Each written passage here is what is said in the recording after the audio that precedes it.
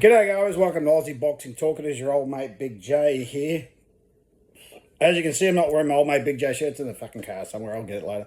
Right, so today's video is going to be an interesting topic. I got a comment from a new subscriber. Thanks for subscribing, mate. BLD Creations, or Content, I think Creations, I think it is. Actually, I better get that right. Hang on, let me just see. So, the man subscribed. The least I can do is get his name right. Yeah, BLD Creations subscribed, and he asked this. Well, he made this comment on my last video concerning Brock Jarvis and Keith Thurman. So there you go. 12 title fights, 11 losses. They feed their guys to the wolves for paydays. So this begs the question. I haven't thought about it that way. Does No Limit set up their fighters to fail just to get the percentage of the payday?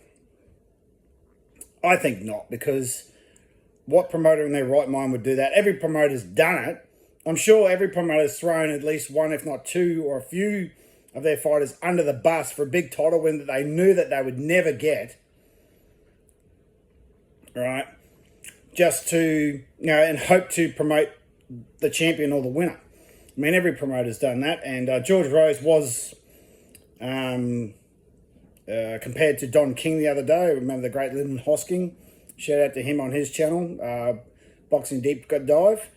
He said the same thing. So it does beg the question that, are they doing it? Now, 12-1, I don't know if that's 100% accurate. 12-11, I think No Limit have had, well, let's see, Tim's had 3 and lost 2. So he's 1-2.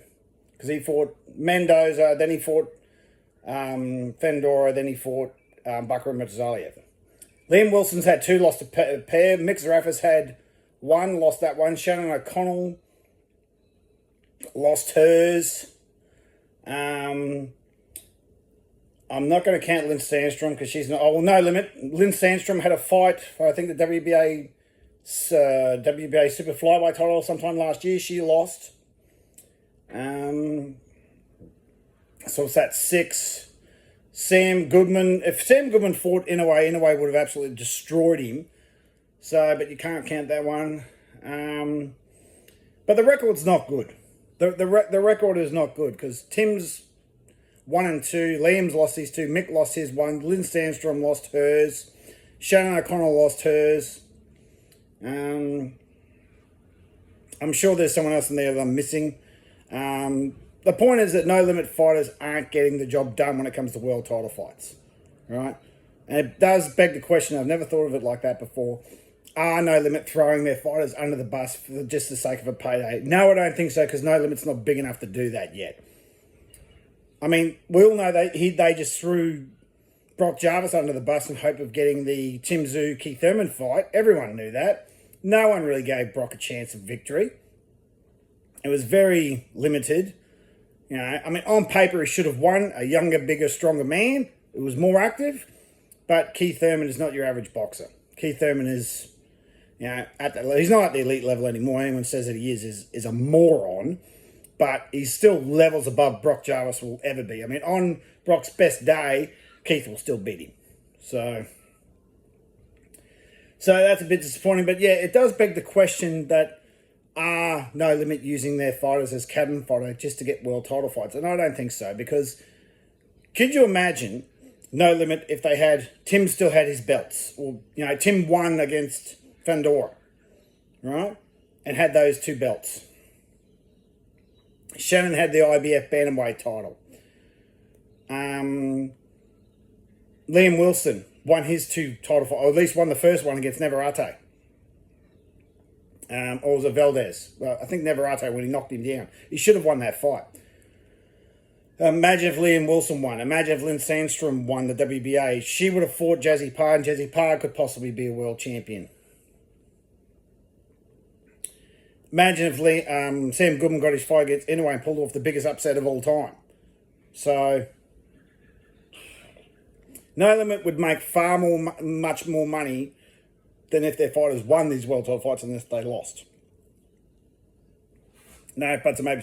Like Jeff Fenech said in regards to the Tim Tszyu Fendora fight, Tim's team cost him $20 million.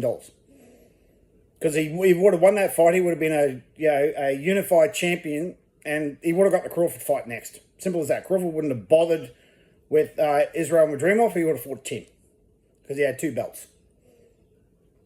That would have been a massive fight and a massive payday. So while it's a fair comment and that's a different way of thinking of things, I don't think that No Limit would do that, because using their fighters as cannon fodder, eventually everyone will go, well, these guys just set you up for failure. I'm not going to sign them for them. And fighters will just go elsewhere. Right? They'll just go elsewhere. Speaking of No Limit, Liam Paro has signed with No Limit, I've been told, and that he's going to be headlining a card in June 11th up in Cairns. So that should be a very interesting fight. Don't know what's going to happen there. But, I mean, and I've also heard, and I've no interest in this fight whatsoever, none. I think I mentioned this in the other video, that Sonny Bill and Paul Gallen have agreed to terms. Guys, it's 10 years too fucking late. Right, 10 years too late. I mean, what, I've just turned 43. Paul Gallen's not that much younger than I am. So he'd be 42. Sonny Bill, what, he'd be late 30s, right? And Sonny Bill got the absolute shit kicked out of him by Mark Hunt, which is the funniest fucking thing I've ever seen. I watch that all the time just to make me laugh. Like, Sonny Bill got exactly what he deserved. Yeah, I like... That fight was 10 years too late, guys. You guys are now in your late 30s, early 40s. That should have happened 10 years ago when you guys were in your prime. Yeah, no, guys, no. I have no interest in it. So, zero. I mean, I'm sure they're both nice blokes. I haven't had the privilege to meet either of those guys. I mean, if it does happen, I'll just go for the pure, just to say that I saw that fight, but I have no interest in it. But, you know, No Limit, to their credit, they get their fighters the opportunities, but for some reason they just can't seem to get it done. But the question begs, is it because No Limit knows they're going to lose and they're just using them as cannon fodder, or the fighters just aren't that good? I mean, as I said in the last video, boxing is a lonely business. At the end of the day, it's the boxer's responsibility. You know, the one thing I can't stand about boxing is when they interview him, they say, what's next for you? He goes, oh, that's up to my team. Bull fucking shit. You're the one in the ring. I wish these boxers would actually have some fucking balls and say, I'm responsible for what goes on. My team can get fucked. I tell them what to do. Right? The last boxer I know to do that was Ali. He told his team what he did. He was in charge, not them. He decided when he was going to fight. He decided who he was going to fight and when he was going to fight.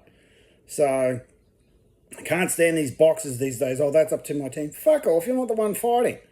Right? Your manager, your trainer, your bloody PR assistant, the guy that carries the towels, right, and the brown nose that tells you how great you are, ain't the one fighting. You are. So grow your fucking set and, you know, take some fucking responsibility and accountability for your career, because you're the one that's going to get fucking disabled if you get hurt, right? And say, well, I'm fighting this person next. So, and take, you know, own your decisions. Well, I signed the contract, so... I mean, Brock has no one to blame bar himself for having his ass handed to him by Keith Thurman, because he signed the contract. He was the one that got in the ring. Can't blame his team, can't blame Fennec, can't blame any... Well, certainly can't blame Fennec, because Fennec didn't want him to do it. You know, can't blame anyone else bar himself. He's a grown fucking man. He's 27 years old. That is a grown man. It's not a child. So everyone that says, oh, it's his team's fault, bullshit. It's his fault. He signed the contract.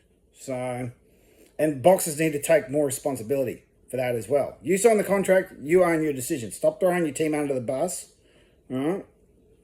Stop blaming your team when things go wrong. You did it. Same with Tim. He could have stopped that fight. Tim should have stopped that fight. He should have said, I can't see you stop the fucking fight. Alright? But then again, it was his team's responsibility to say, well, mate, you can't see. We're stopping the fight. So, but anyway, you can go over and over and over and over. But with No Limit, love them. They're doing a great job. They're getting their fighters opportunity. They're getting bigger fights now. They're starting to get noticed on the international scene. Right?